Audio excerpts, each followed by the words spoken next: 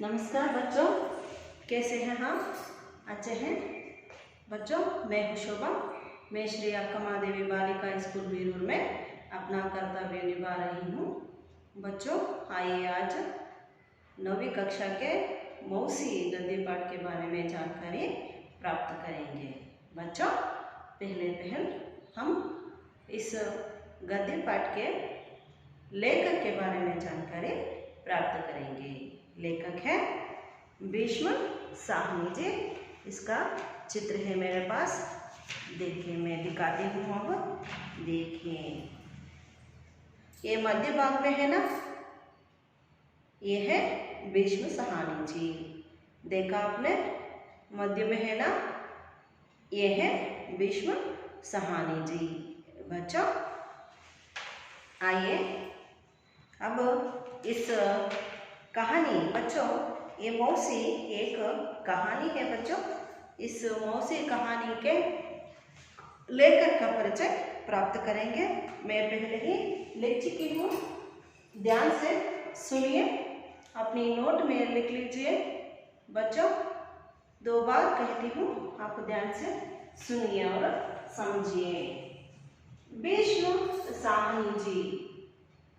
भीष्म साहनी जी का जन्म 1915 अगस्त 7 को रावलपिंडी में जन्म हुआ। भीष्म साहनी सन 1915 अगस्त 7 को रावलपिंडी में जन्म हुआ। और साहनी जी की शिक्षा एमए और पीएचडी तक हुई। एमए और पीएचडी तक शिक्षा पाई है। साहनी जी अंग्रेजी, हिंदी, संस्कृत, रूसी, पंजाबी भाषाओं के ज्ञाता हैं। साहनी जी अंग्रेजी, हिंदी, संस्कृत, रूसी, पंजाबी भाषाओं के ज्ञाता हैं। इन भाषाओं से अनेक रचनाएं भी इन्होंने किया है। आम आदमी का जीवन इनकी रचनाओं में अंकित है। आप इनकी रचनाओं में आम आदमी का जीवन को देख सकते हैं। बच्चों, भीष्म साहनी जी ने झरोखे, कड़ियां, तमस, बसंती आदि उपन्यास लिखे हैं। भीष्म साहनी जी ने झरोखे, कड़ियां, तमस, बसंती आदि उपन्यास लिखे हैं। और इन्होंने कहानी संग्रह भी लिखा है। बच्चों, वो है भाग्यरेखा, भटकती राख, शोभा यात्रा। कहानी संग्रह का नाम है भाग्यरेखा, भटकती राख, शोभा यात्रा। साहनी जी ने जीवन यात्रा लिखी है, वो है यथाबाई बलराज, अपनी बात। 2 है बच्चों, यथाबाई बलराज, अपनी बात। और नाटक के भी लिखे हैं कबीरा कड़ा बाजार में। नाटक है कबीरा कड़ा बाजार में, माधवी मुआजे। बच्चों, भीष्म साहनी जी को अनेक पुरस्कार मिला है। बच्चों, शिरोमणि पुरस्कार, साहित्य अकादमी पुरस्कार और सोवियत लैंड नेहरू पुरस्कार। एक बार दोहराती हूँ, शिरोमणि पुरस्कार, साहित्य अकादमी पुरस्कार और सोवियत लैंड नेहरू पुरस्कार। बच्चों, ये था भीष्म साहनी जी के परिचय। आप लिखे अपनी नोट में, 2 सेकंड लिखिए। बच्चों, अब हम आगे बढ़े इस कथा के आशय के बारे में। इस पाठ में मौसी निस्वार्थ सेवा मनोभाव का चित्रण है। बच्चों, इस कथा में आपको मौसी के निस्वार्थ सेवा मनोभाव का चित्रण हमें मिलता है। इस कहानी से बच्चों को परोपकार, बड़े बुजुर्गों के प्रति आदर और असहायकों की मदद करने की प्रेरणा भी मिलती है। बच्चों, इस कहानी से बच्चों को परोपकार, बड़े बुजुर्गों के प्रति आदर और असहायकों की मदद करने की प्रेरणा भी मिलती है। बच्चों, ये था इस कथा का आशय। बच्चों, अब हम इस गद्य के कुछ शब्दार्थों को अब देखेंगे। बच्चों, इधर देखिए, शामपट पर है, मैं लिखी हूँ, आप भी अपने नोट में लिखिए और किताब में देखिए। मौसी, मौसी किसे कहते हैं? माता की बहन को मौसी कहते हैं। ಮಕ್ಕಳ ನಮ್ಮ ಮೌಸಿ ಅಂದ್ರೆ ಕನ್ನಡದಲ್ಲಿ ಚಿಕ್ಕಮ್ಮ. ನಮಗೆಲ್ಲರಿಗೂ ಕೂಡ ತುಂಬಾ ಪ್ರಿಯವಾದ ಚಿಕ್ಕಮ್ಮ ಅಂದ್ರೆ उम्र. उम्र का अर्थ है वय. उम्र ಅಂದ್ರೆ वयस्सु. सहायता करना, सहायता करना. साथ देना शब्द का अर्थ है सहायता करना. साथ देना ಅಂದ್ರೆ ಸಹಾಯ ಮಾಡುವುದು. फाटक, फाटक ಅಂದ್ರೆ ಮುಖ್ಯ ದ್ವಾರ. ಮುಖ್ಯ ದ್ವಾರವನ್ನೇ ನಾವು ಹಿಂದಿಯಲ್ಲಿ फाटक ಅಂತ ಕರೀತೇವೆ. ಕಂದ, ಕಂದ का अर्थ है भुज, भुज, ಭುಜಗಳು. बस्ता, बस्ता का अर्थ है थैಲ. थैಲ ಅಂದ್ರೆ ಮಕ್ಕಳ ನಿಮ್ಮ ಸ್ಕೂಲ್ನ ಬ್ಯಾಗ್ ಇದೆಯಲ್ಲ, ಅದನ್ನೇ ನಾವು ಬಸ್ತಾ ಅಂತ ಕರೀತೇವೆ. दोपहर, दोपहर का अर्थ है ಮಧ್ಯಾಹ್ನ.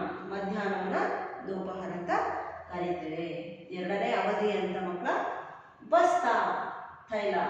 ಮೊಹಲ್ಲ, ಶಹರ್. ಮೊಹಲ್ಲ ಅಂದ್ರೆ ನಗರ ಅಥವಾ ಒಂದು ಚಿಕ್ಕದಾದಂತಹ ನಗರ, ಕಸ್ಬಾ ಅಂತ ಕೂಡ ಕರೀತೇವೆ. ಡಲ್ನಾ का अर्थ है बीतना. ಡಲ್ನಾ ಅಂದ್ರೆ ಕಳೆಯುವುದು, ಅದೇ ಸಮಯ ಕಳೆಯುವುದು.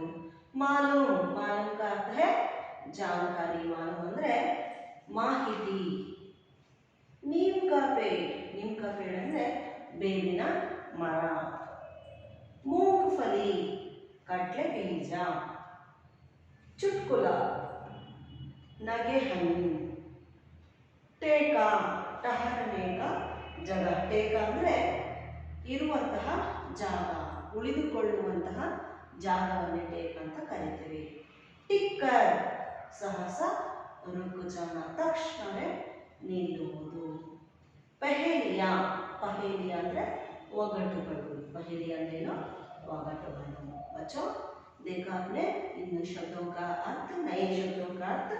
अब आइए इस गद्य का, कथा का वाचन करूंगी.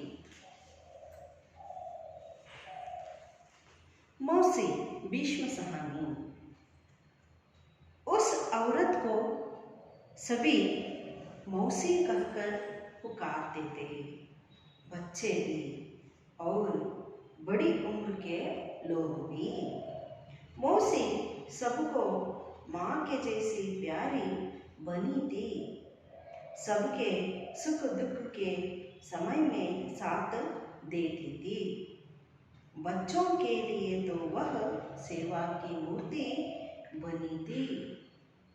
प्रतिदिन दोपहर होते होते मौसी स्कूल के फाटक पर पहुंच जाती थी. जैसे ही छुट्टी की घंटी बजती, वैसे ही बच्चे भागते हुए बाजार निकलते और मौसी के कंधों पर अपने अपने बस्ता डाल देते. मोहल्ले के सभी बच्चे उसे घेरे रहते थे. दोपहर ढलने पर मौसी नीम के पेड़ तले जा पहुंचती, जहां सभी बच्चे खेला करते थे. मौसी को बच्चों के साथ खेलना, उन्हें कहानियाँ, चुटकुले और पहेलियाँ सुनाना बहुत पसंद था. वह तोता तोते की कहानी, काठ के घोड़े की कहानी, पीरोचित कहानी आदि सुनाती थी. मौसी बच्चों को खिलाने के लिए अपने पास चने, टिकिया, मूंगफली आदि कुछ ना कुछ रखती थी. वह बच्चों से अपने बेटे बेटियों जैसे प्यार करती थी. एक दिन जब स्कूल की छुट्टी हुई, बच्चे बस्ते उठाकर बाहर निकले तो मौसी फाटक पर नहीं मिली। शाम को बच्चे खेलने के लिए निकले तो मौसी पेड़ के नीचे भी नहीं थी। किसी को भी मालूम नहीं था कि मौसी कहाँ गई है। कई दिन बीत गए पर मौसी का कुछ पता नहीं चला। उसके बिना सारा मोहल्ला सूना सूना लगता था। एक दिन बच्चे मौसी की खोज में घूम रहे थे, तभी एक मकान के अंदर से ऊंची ऊंची आवाज सुनाई दी। हमने टेका तो नहीं ले रखा है मौसी, 20 दिन से तुम यहाँ हो, अब तुम किसी दूसरे के घर चली जाओ। मौसी का नाम सुनकर बच्चे टिक कर खड़े हो गए। बंद दरवाजे की दरार में से झांक कर देखा तो मौसी एक खाट पर लेटी थी। उसके बाल उलझे हुए और चेहरा सूखा हुआ था। मौसी को ऐसी स्थिति में देखकर बच्चों को बहुत दुख हुआ और गुस्सा आया। दूसरे दिन बच्चे हॉकी मैच खेलकर लौट रहे थे तो रास्ते में पुल के पास मौसी बैठी नजर आई। उसके पास एक छोटी सी गटरी और लाठी भी थी। मौसी को देखकर सब उसे घेर कर प्रश्न पूछने लगे। बच्चों, अब समाप्त होता है इस गद्य का आदर्श वाचन। अब इसके अर्थ के बारे में बताऊंगी। बच्चों, आपके घर में भी आपकी मौसी है ना? आपको भी बहुत प्रिय लगती है ना अपनी मौसी? उस औरत को सभी लोग मौसी कहकर पुकारते थे। देखिए बच्चों, यह एक छोटा शहर है या एक कस्बा है। इस कस्बे में एक औरत रहती थी, उसका नाम था मौसी। उसका नाम तो किसी को भी पता नहीं था बच्चों, इसीलिए बड़ों छोटे से लेकर बड़ों तक सभी लोग उसे मौसी कहकर पुकारते थे। मौसी सबको माँ जैसी प्यारी बनी थी, सबके पास मिलजुल कर रहती थी। सबके सुख दुख में भी मौसी साथ देती थी, सहायता करती थी, सांत्वना देती थी, ऐसे प्यारी बनी थी। बच्चों के लिए तो वह सेवा की मूर्ति बनी हुई थी। बच्चों को बहुत पसंद था मौसी। प्रतिदिन दोपहर होते होते मौसी स्कूल के फाटक पर पहुंच जाती थी। प्रतिदिन और रोज दोपहर को जब स्कूल की घंटी बजती तब मौसी स्कूल के मुख्य द्वार पर आ जाती थी। जैसे ही छुट्टी की घंटी बजती वैसे ही बच्चे भागते हुए आ रहे थे। भागकर बाहर स्कूल से बाहर निकलते थे और मौसी के कंधे पर अपने अपने थैला यानी बस्ता डाल देते थे। मोहल्ले के सभी बच्चे मौसी को घेरे रहते थे।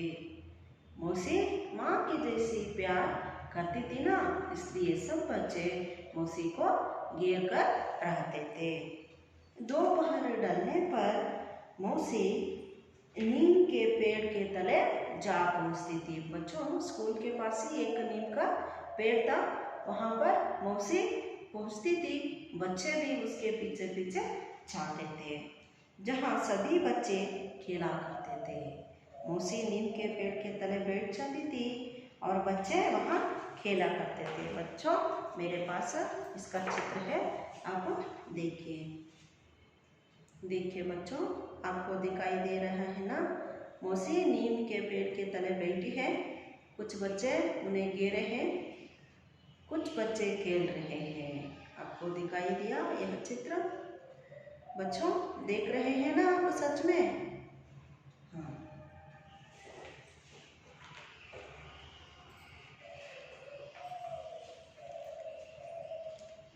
मौसी को बच्चों के साथ खेलना, उन्हें कहानियाँ सुनाना, चुटकुले और पहेलियाँ सुनाना बहुत पसंद था। बच्चों को खेलना, चुटकुला सुनना, पहेलियाँ सुनना बहुत पसंद लगता है ना बच्चों? वह कहानी में तोता तोते की कहानी, काठ के घोड़े की कहानी, वीरोचित कहानियों को मौसी वहाँ पर बच्चों को नीम के पेड़ के तले सुनाती थी और रोज कुछ ना कुछ कहानियाँ, चुटकुले, पहेलियाँ सुनाती थी और बच्चों के साथ घुल मिल कर खेलती थी। इसलिए बच्चे मौसी को बहुत प्यार करते थे। मौसी बच्चों को खिलाने के लिए अपने पास चने, टिकिया, मूंगफली आदि कुछ ना कुछ रखती थी। बच्चों देखिए, बच्चे खेलने के बाद तो थक जाते हैं ना और उन्हें भूख लगता है ना, इसलिए बच्चों को खिलाने के लिए मौसी कुछ चने, टिकिया और मूंगफली भी लाती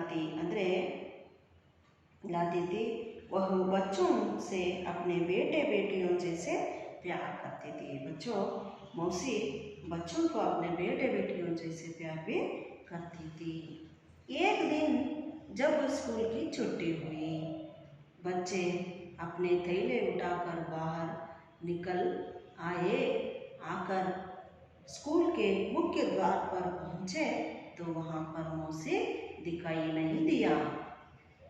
शाम को बच्चे खेलने के लिए निकले तो मौसी पेड़ के नीचे भी नहीं मिली। किसी को भी मालूम नहीं था कि मौसी कहाँ गई है। कई दिन ऐसे ही बीत गए पर मौसी का कुछ ना पता चला। उसके बिना सारा मोहल्ला सूना सूना लगता था।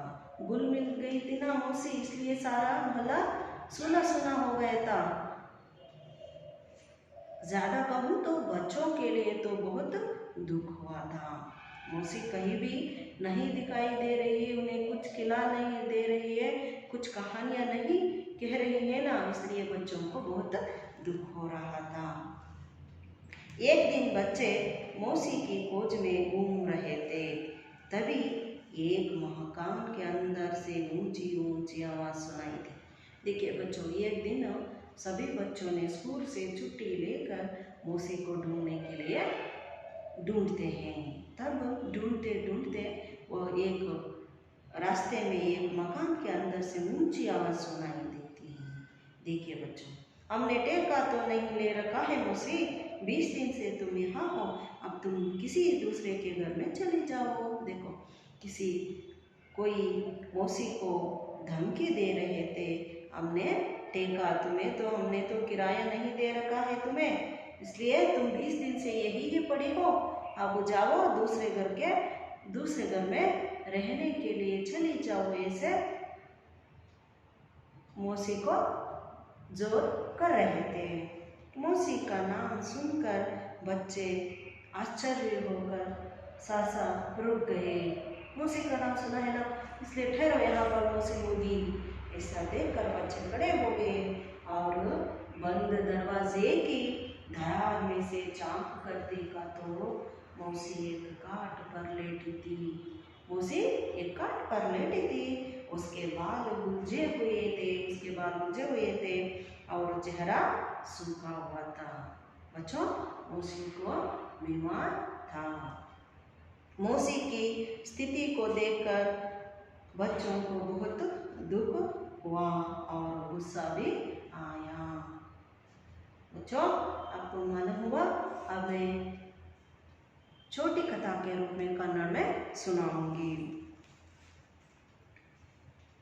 ಮಕ್ಕಳ ಒಂದು ಚಿಕ್ಕ ನಗರದಲ್ಲಿ ಒಂದು ಹೆಂಗಸು, ಒಂದು ಹೆಣ್ಮಗಳು ಇರ್ತಾಳೆ ಮಕ್ಕಳ. ಆ ಆ ಹೆಣ್ಣು ಮಗಳನ್ನು ಎಲ್ಲರೂ ಕೂಡ ಚಿಕ್ಕಮ್ಮ ಅಂತಲೇ ಕರೀತಾ ಇರ್ತಾರೆ. ದೊಡ್ಡವರಿಂದ ಹಿಡಿದು ಚಿಕ್ಕ ಮಕ್ಕಳವರೆಗೂ ಕೂಡ ಅವಳನ್ನು ಚಿಕ್ಕಮ್ಮ, ಮೌಸಿ ಅಂತಲೇ ಕೂಡ ಎಲ್ಲರೂ ಕರೀತಾ ಇರ್ತಾರೆ.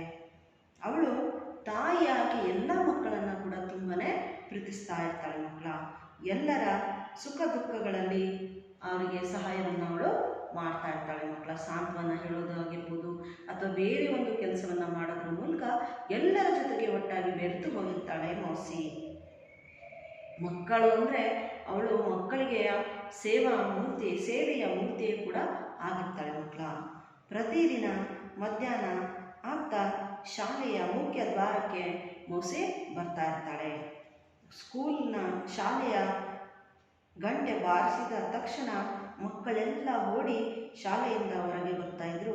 ಮೌಸಿಯ ಹೆಗಲ ಮೇಲೆ ತನ್ನ ಪುಸ್ತಕದ ಚೀಲವನ್ನು ಹಾಕಿ ಎಲ್ಲ ಮಕ್ಕಳು ಮೌಸಿಯನ್ನು ಸುತ್ತುವರೆದು ನಿಲ್ತಾ ಇರ್ತಿದ್ರು, ಮಾತಾಡಿಸ್ತಾ ಇರ್ತಿದ್ರು. ಮಧ್ಯಾಹ್ನ ಕಳೀತಾ ಮೌಸಿ ಒಂದು ಬೇವಿನ ಮರದ ಕೆಳಗೆ ಕೂತ್ಕೊತಾ ಇದ್ಲು. ಅಲ್ಲಿ ಎಲ್ಲ ಮಕ್ಕಳು ಕೂಡ ಆಟ ಆಡ್ತಾ ಇರ್ತಾರೆ. ಮತ್ತು ಕೆಲವು ಮಕ್ಕಳು ಆಡ್ತಾ ಇರ್ತಾರೆ, ಕೆಲವು ಮಕ್ಕಳಿಗೆ ಕಥೆಗಳನ್ನು ಹೇಳ್ತಾ ಇರ್ತಾಳೆ.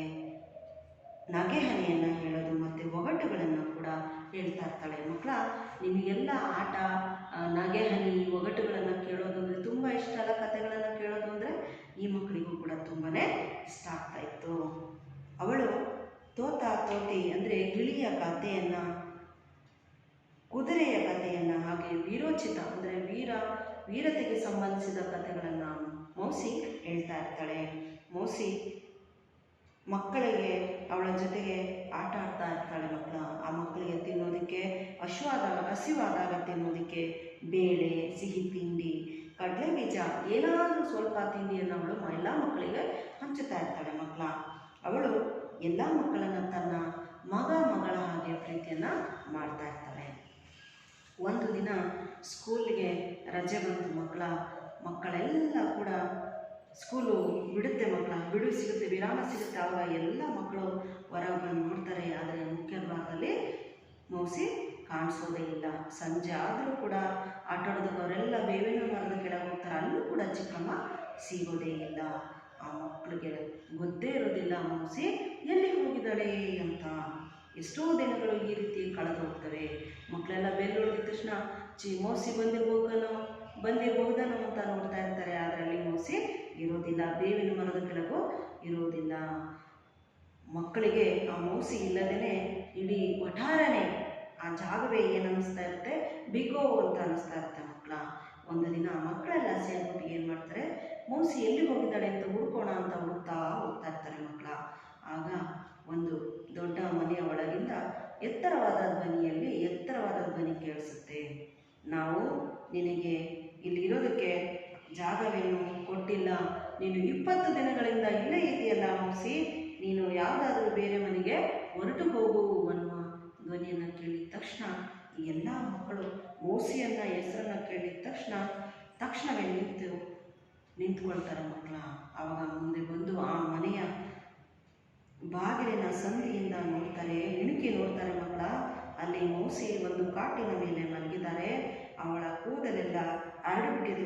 ಅವಳ ಮುಖ ಒಣಗೋಗಿದೆ. ಪಾಪ ಮೌಸಿಯ ಈ ಸ್ಥಿತಿಯನ್ನು ನೋಡ್ಬಿಟ್ಟು ಮಕ್ಕಳೆಲ್ಲರಿಗೆ ತುಂಬಾ ಸಿಟ್ಟು बरते। बच्चों, आपको मालूम हुआ मौसी इस कहानी का अर्थ कन्नड़ में भी मैंने बताया, आपको मालूम हो गया ना बच्चों। मैं आपको गृह कार्य दूंगी। मौसी बच्चों को कौन कौन सी कहानियाँ सुनाती थी? मौसी बच्चों को कौन कौन सी कहानियाँ सुनाती थी ಅಂದರೆ ಮೌಸಿ ಮಕ್ಕಳಿಗೆ ಯಾವ ಯಾವ ಕಥೆಗಳನ್ನು ಹೇಳ್ತಾ ಇರ್ತಿದ್ರು?